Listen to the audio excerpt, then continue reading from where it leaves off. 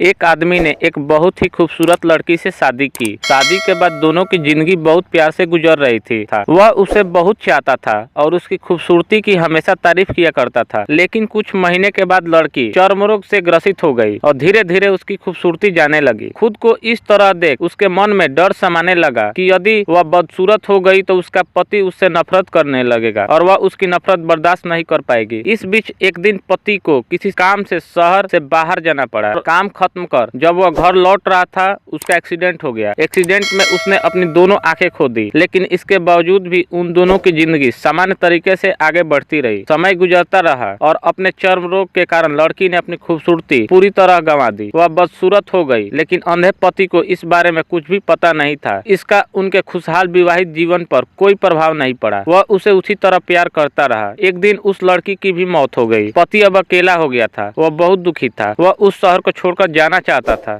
उसने अंतिम संस्कार की सारी क्रियाविधि पूर्ण की और शहर छोड़कर जाने लगा। तभी एक आदमी ने पीछे से उसे पुकारा और पास आकर कहा, अब तुम बिना सहारे के अकेले कैसे चल पाओगे? इतने साल तो तुम्हारी पत्नी तुम्हारी मदद किया करती थी। पति ने जवाब दिया, दोस्त मैं अंधा नहीं हूँ, मैं बस अंधा होने का नाटक कर रहा था, क्योंकि यदि मेरी पत्नी को पता चल जाता कि मैं उसकी बदसूरती देख सकता हूँ तो यह उसे उसके रोग से ज्यादा दर्द देता। इसलिए मैंने इतने साल अंधे होने का दिखावा किया। वो बहुत अच्छी पत्नी थी, मैं बस उसे खुश रखना चाहता था। सीख, खुश रहने के लिए हमें भी एक दूसरे की कमियों के प्रति आंखें बंद कर लेनी चाहिए और उन कमियों को नजरअंदाज कर देना चाहिए। थैंक यू दोस्तों, स्टोरी अच्छा लगा हो तो लाइक कीजिए, चैनल को सब्सक्राइब कीजिए। मिलते हैं अगले वीडियो में।